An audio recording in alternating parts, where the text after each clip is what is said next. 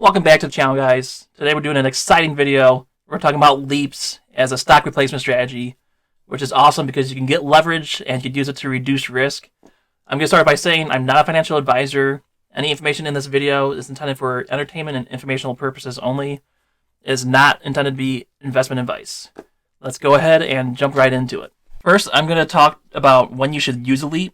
I'm going to start by talking about when to use LEAPs because I think it's important to know that LEAPs are not good for every situation, but it should be easy to define what scenarios LEAPs are good for.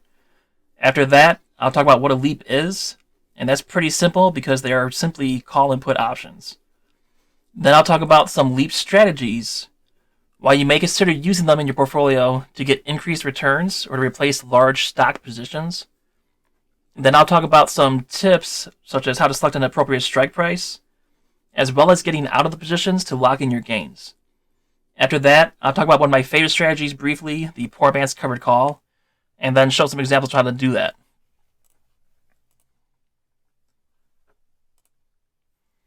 So call LEAP options are great because they can be used as a replacement for long stock. With LEAP call options, you get the upside exposure to the stock while potentially lowering your risk. They allow you to leverage up, which we all know is a great tool for accumulating wealth if used responsibly. You typically want to use a call LEAP when you have a bullish outlook, when you think the stock will trend upwards for at least 2 to 3 months. Basically, when you would normally buy a stock because you think it will go up long term, instead you could purchase a LEAP and use less money. If you are a day trader or a swing trader, then LEAP call options may not be the best option contract for you. You might be better off using a shorter dated contract that is deep in the money in order to quickly capture most of the price action that happens in your favor. I have not used put LEAP options myself much, so I'd have a hard time making a case to purchase long-term put options unless you were trying to run a poor man's covered put.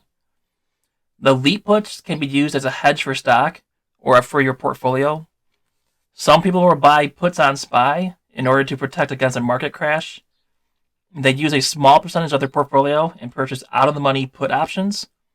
This way, if their bullish options, stocks, or ETFs move down, those losses would be offset by the put options they bought because those would be gaining value. I've seen people spend up to 1% of their portfolio to buy out-of-the-money LEAP put options to act as a hedge. To them, this is insurance in case of a huge market correction, typically between 20 and 30%. This does create a drag to the portfolio, meaning they lose that 1% for the year on their overall returns. But if it ever does pay off, they'll be glad that they had the hedge in place. You can also buy a put LEAP to simulate shorting 100 shares of stock. This presentation is not going to talk about using put LEAPs too much, but I felt it was necessary to at least let you know that puts and calls can both be considered LEAP options. So now that you understand when to use a LEAP, let's go ahead and talk about what a LEAP option is. So a LEAP option is simply an option that has an expiration greater than 9 months. There's nothing else too special about it. It really is that simple. They are just a put or a call option that has 9 months before they expire. It's crazy how simple that is. The term LEAP was used by the CBOE simply to help describe a type of option being used. There's no special requirement to trade LEAPs. You don't need to get some super secret level of approval or go to some unknown place to trade them. When you're looking at your option chain, just go further out in time, choose a longer dated expiration, and there are the LEAPs. When you buy a long call, you're entering a bullish position. You get your unlimited upside exposure, meaning that as the stock moves up in price, you get those benefits. If your delta is high enough, you get the same benefit as though you own 100 shares. One of the unique aspects of buying long call LEAPs is that you have limited downside risk. The most you can lose is the money you use to purchase the LEAP contract. If you buy shares, your loss is unlimited. The stock can go to zero and you lose everything. But with the LEAP call option, since you entered the position for less, the most you would lose is a fraction than you would lose if you had bought the shares. This is one of the things that makes buying LEAP call options awesome. You have limited downside risk compared to buying the shares of stock, but you still have the unlimited upside exposure as though you bought the shares of stock, assuming you bought it deep enough in the money call. So if you think the market is overextended or due for a large correction, but you still want to put on a bullish long-term position, this would be an ideal situation to buy a call, since your downside risk would be limited if you were wrong. Let's go ahead and look at an example right now to really get this to click. Say I had a bullish view on Apple stock. Currently, the stock is trading at $148. If I were to buy 100 shares at $148, my max risk in this trade is $14,800. Of course, my max reward is unlimited. What that means is that as long as the stock continues to go up, I'll continue to make money.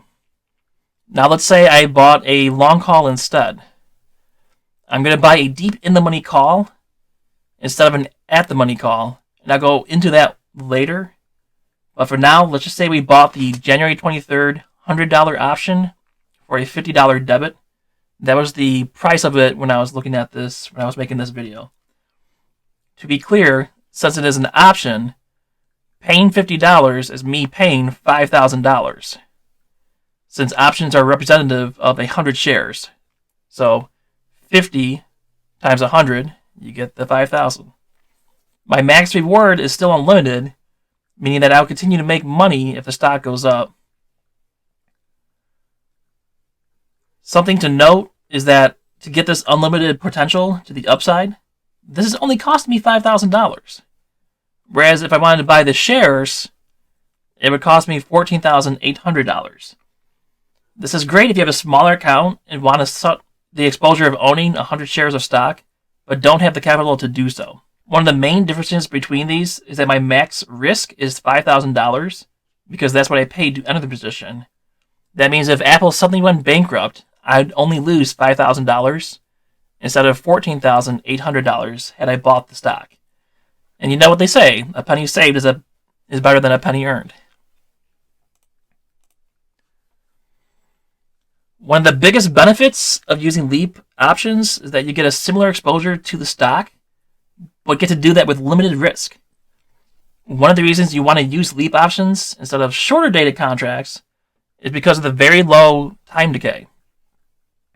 As you know, as an option gets closer to expiration, the theta ramps up exponentially, as though it is racing to get the price down to zero. But with the LEAP option, that exponential decay is not starting to begin. Sometimes your theta decay can be less than 50 cents a day, or even zero if it's far enough in time and deep enough in the money. And lastly, you want to buy in the money options because they have lower extrinsic value. Basically, this means that there is less time value in the contract that can be burned off over time due to theta decay. Remember, theta, or time decay, only erodes at the extrinsic value of the option. It does not eat at the intrinsic value of the option.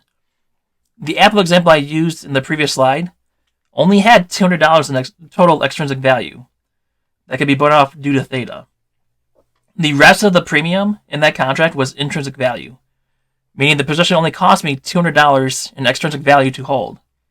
If Apple stayed exactly where it was for the entire life of that contract, then I'd only lost $200 to control that 100 shares for that 2 years. One of the biggest limitations with LEAP options is that they are less liquid. These tend to be less volume, so they are harder to enter and exit. If you're a swing or day trader, you will give up a lot of value to the spread of the bid and the ask in order to get out of these positions quickly. This is why I said these options may not be best for you if you're looking to be in and out of positions quickly. You really need to be ready to ride this out for some time unless you want to give up some of the profits to get out quickly. But don't worry, even if your contract is completely illiquid, meaning nobody will let you sell to close your trade, you can still get out without giving up any of your intrinsic value. But we'll get back to that later.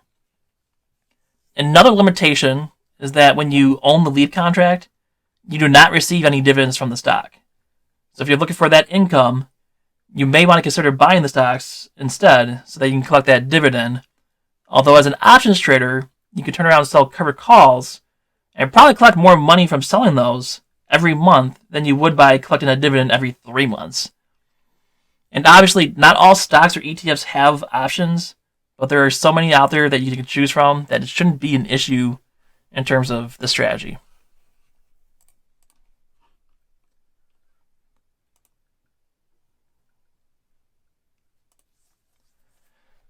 The best LEAP strategy is to obviously buy call options where the expiration is at least greater than 9 months. I actually prefer to go out 2 years, but it does take up more capital to get longer dated contracts. Although if you compare prices, you may be surprised by how little more it can cost depending on the stock. The reason we are buying longer dated contracts is because we want to minimize that time decay. What I like to do with my LEAP call options is to roll them back further out in time once they get to about 6 months remaining. I use 6 months remaining as a checkpoint because that gives me a nice little 6-month buffer. Say the stock went down drastically, but it's looking like it is going to rebound quickly, or it could rebound quickly. I have the option to write it out and let it rebound before setting up that new LEAP option. Theta decay will start to eat away fast in the last 45 days of the contract, so I don't want my long position to get down to that little time left, because then I'm literally giving up money to theta. Normally, people will suggest buying 70 to 90 delta options, and that's because they will be the best option contracts that replicate owning the stock 1-to-1. To keep it simple, the delta represents the amount of money you earn if the stock goes up $1. Every time the stock moves up in your favor, the delta will increase as well. It doesn't take long before a 0.7 delta option starts to earn $1 for every dollar that the stock goes up, because the delta will increase as the stock goes up. Depending on how far out you go, the price of entering the call option can be anywhere between 20 and 50% that it would cost to buy the shares outright. If you find that you are buying a LEAP that costs less than 20% of the underlying price, then you may be buying a contract that is not deep enough in the money to replicate owning the stock. So you may want to check your delta just to make sure that you're buying what you intend to actually buy. Let's go ahead and compare what it looks like to own 100 shares versus buying a deep in the money call or an out of the money call. So first off, if you look at the left column, you can see, obviously, for every dollar the stock moves up or down, you will gain or lose $100. This is because you own 100 shares of the stock. So any dollar movement, you multiply by $100 to see your P&L.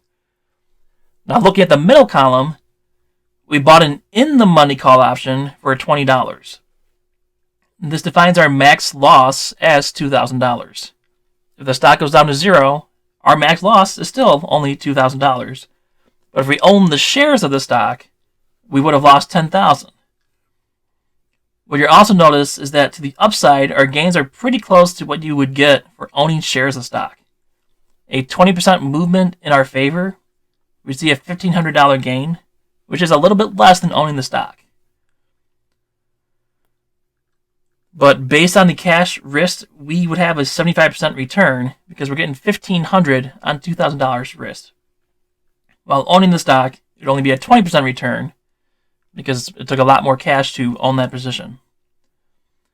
Obviously, as the stock moves up, we start to get 1-to-1 gains like we own the stock. So after the 20% here, as you can see, we get to 150%. Profit gain between these two rows is the same amount. So here we gained $3,000 from another 30% increase, and over here we gained $3,000 from another 30% increase in the stock price. So why am I saying I would rather buy an in-the-money call than an out-of-the-money call that would cost less and limit my max loss? Well, let's look at the third column. The benefit of buying the out-of-the-money call is that our max loss is a lot smaller than buying a deep in-the-money call. So as you can see, the max we could lose in this position is $500, whereas in the deep in-the-money call is $2,000. But what you're also doing is you're raising your break-even point significantly. Essentially, in this example, you need the stock to move up 20% before you would even be green at expiration. With the in-the-money call, my break-even starts at only 5%. You can also see how the gain for the out-of-the-money call lags behind both the stock and the in-the-money call. This is because the delta of the position is lower, so it doesn't resemble the gains as though you own 100 shares of stock. When you're managing your LEAP contracts, it is best to think of it as though you own the stock, because it is a stock replacement strategy. There's no reason to make it more complicated than it needs to be. If your position is going against you, you can decide to close your LEAP at any time that your original trade thesis has been invalidated, just like you can if you wanted to sell the shares. You can also close it out anytime you want to lock in some gains, similar to what you would do with shares if you own the stock. These might be considered slightly better to use on non-dividend stocks because you don't have to worry about the dividend payout dropping the price of the stock. But at the same time, most of these dividends are priced into the option contracts. If you don't believe me, look at the option contract of a stock that pays a dividend on the date of expiration. Look at the price of the at-the-money put option. You'll find it is very similar to the price of the dividend that's going to be paid out, even though it has 0 days until expiration. Trust me, I've spent weeks researching this to see if there's a dividend arbitrage strategy that could be implemented by using puts to protect against the downside on a dividend payout. And although those do come up sporadically, it's pretty priced in, and all the algorithms will pick up those trades before you can find them. I personally think a dividend on a stock does not matter when thinking about using LEAPS unless the stock was paying some absurd yield greater than like 10%. You can also consider selling poor man's covered calls to further reduce your risk. As long as you're approved for spread trades, you can use the LEAP call to sell covered calls against the position, lowering your cost basis of the LEAP. Every week or month that you sell a covered call, you're getting money back that you spent under the position. It could be possible to reduce your cost basis of the LEAP position to 0 in 14 to 16 months, depending on the stock and market conditions. I'll go over the poor man's covered call more in depth a little bit, because I absolutely love them. When you're looking to enter a position, you want to have a long-term bullish view on the stock. I tend to look for stocks that have been beaten down to or near 2-year lows, since they tend to trend back upwards and rebound. As long as the company is sound. When looking to exit, you typically want to exit before expiration. I'd even say be out of the LEAP position before the 45-day mark. That is because I don't want theta eating away any of my profits, including the extrinsic value that the position may have gained over the course of time. If you still want to have a LEAP call option on the underlying, then simply sell to close your long call and buy to open your next one further out in time. It's just like rolling an option contract. It's really simple. You can also set up your stop loss or profit order on your LEAPs as though they were stocks. Just recently, I bought a Visa LEAP, and I immediately set a profit taker to sell the position once it will reach a $1,000 profit. I basically won't even look at this position until that good until canceled order expires, and I have to put the limit order back on. Basically, I was looking for Visa to move up $10 sometime over the next 3 years. And that's when I'll sell my LEAP to lock in that profit. You base your entry and exit orders on the stock price, which is why this is very easy to do. You manage LEAP calls essentially the same way that you would manage your stock positions. The only difference is that it costs you a lot less money to enter the position. It lowers your max loss, and it does have a time limit where you may need to consider rolling out further out in time. You may have remembered that I said that longer dated contracts can be illiquid. You may be asking, Thumper, what happens if I want to exit the LEAP call and I can't get someone to take the other side? The answer is quite simply, the market makers will. And if for some unknown rip in time and space they won't, you can always exercise your option to buy the shares and then immediately sell those shares to the market. Ideally, you'll want to sell to close your LEAP, because there should be some sort of time value left in your contract. To exit early, you will give up the time value that's left in the contract.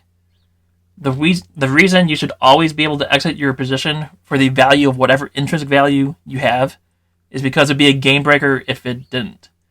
If I were able to buy a LEAP contract for less than extrinsic value in the option, then I would just buy the option, exercise it, sell the shares, and now have a guaranteed way to print infinite money because selling the shares would be worth more than the cost of buying the option. I'd already be sitting on the beach with a Bugatti being delivered to me. If you know how to sell a covered call, then congratulations. You pretty much know all you need to know in order to run a poor man's covered call. The short version is that you sell a covered call, but instead of using stock as collateral for the position, you're using your LEAP. You can continue to sell covered calls against your LEAP in order to collect premium that could theoretically result in you getting the debit you paid under the position back. It can become a free position that you continually make income from. You want to track your positions over time to know how profitable your wheel is. And to do that, you can grab a copy of my wheel tracker from me by clicking on the video link up here. I hope now you have a good idea of how you can use LEAPS in your portfolio strategy to gain a little bit more leverage or to mitigate risk on trades that you make when you want to be bullish on a stock. If you want to learn more about the poor man's covered calls, please check out this video.